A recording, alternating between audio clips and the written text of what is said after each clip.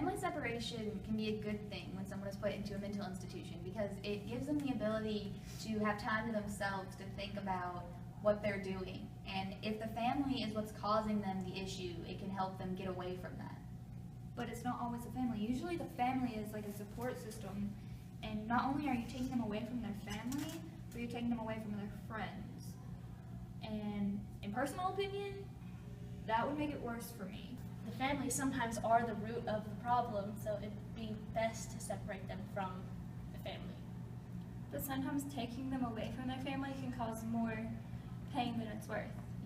If they're already trying to kill themselves or to hurt another person, their family and friends aren't providing enough of a support network.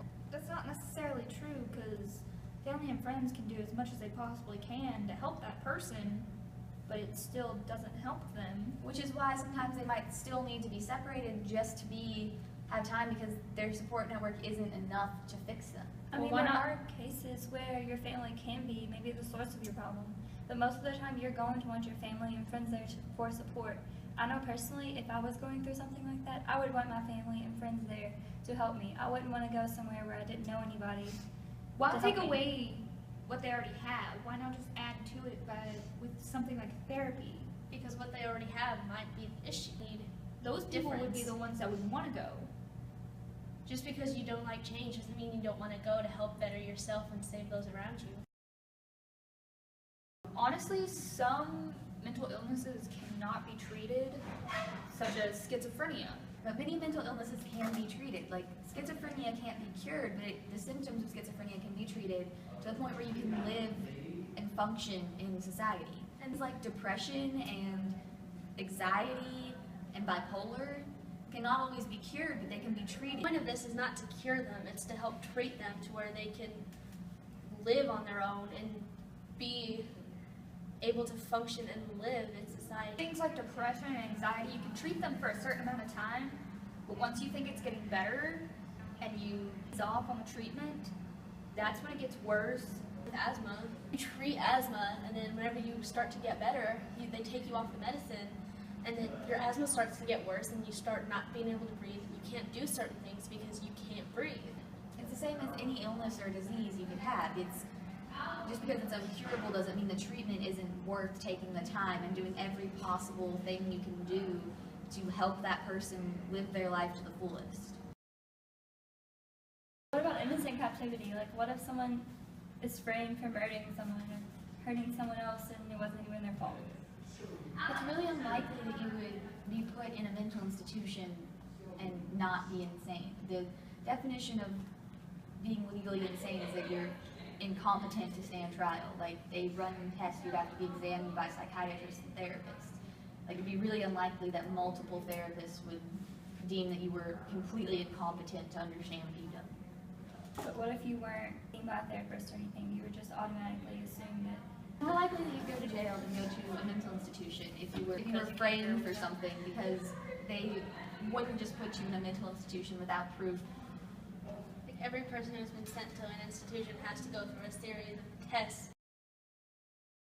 Problems we found go from problems of failing to identify the seriously mentally ill intake, failing to institute adequate suicide prevention measures that lead to preventable suicides, failing to provide appropriate medications.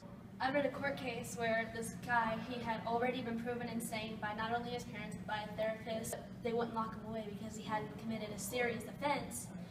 And then, like 10 years later, when he was like 20-something, he ended up killing and stabbing 5 people. You're given a court order by the judge to hold this person in the jail until you're ordered otherwise to. You're really not supposed to do anything other than feed them. That's really it. You're not in there to cure people. As a person, we should have the freedom to choose what we want to go to mental asylum or not.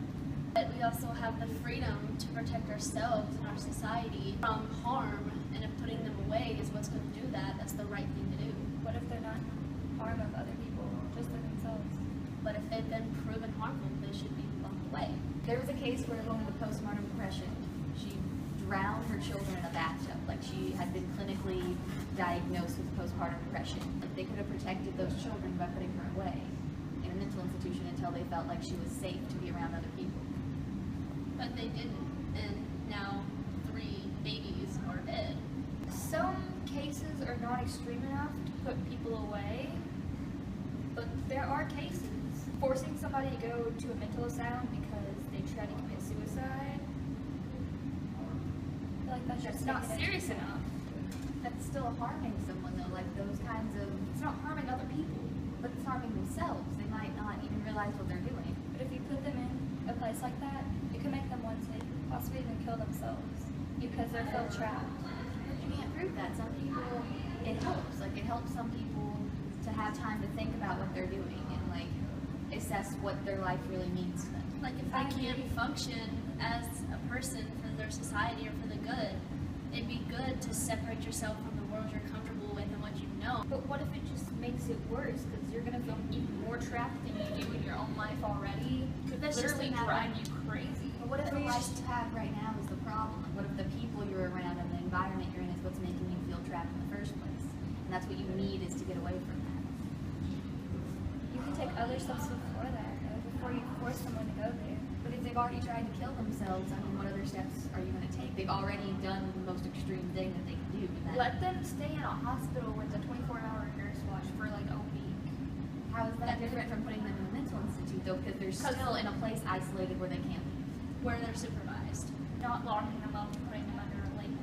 Still have the freedom to go out if you want. Not always. Some hospitals don't like to do that. If they're under watch, they wouldn't let them leave. Today we are here with Annie and Lacey to discuss their trials and their experiences at their mental institutions. How did both of you end up there? I was severely depressed and I was suicidal and I was forced to go by my loved ones. I was dealing with the same things and I was forced to go by the hospital that I was put in without my consent. Do you think this experience has made you better in the end? Absolutely. I was able to like be around people who were having the same issues as me and feel like I wasn't alone and assess like what I wanted to do with my life and what my life meant to me. I did not enjoy the experience, which means that it didn't really have an effect on me. It just kind of made everything worse. What were some of the things you guys had to do on a daily routine basis? Well, they kind of forced me to stay in my little room by myself for like from like 8 o'clock at night until like 6 in the morning, and then we kind of had free time. I was forced to be around some people that had completely different illnesses than me. We were constantly monitored through the entire day by someone, and we were forced to take the medications they asked us to. But I enjoyed being around people who also were suffering from an illness because it made me feel like I had someone who was like me. And all through this experience, did you feel like you were alone throughout the entire process? I felt like I was alone. It was awful, and I was so lonely. I felt like I had a chance to be around people more. Like I felt less alone than I.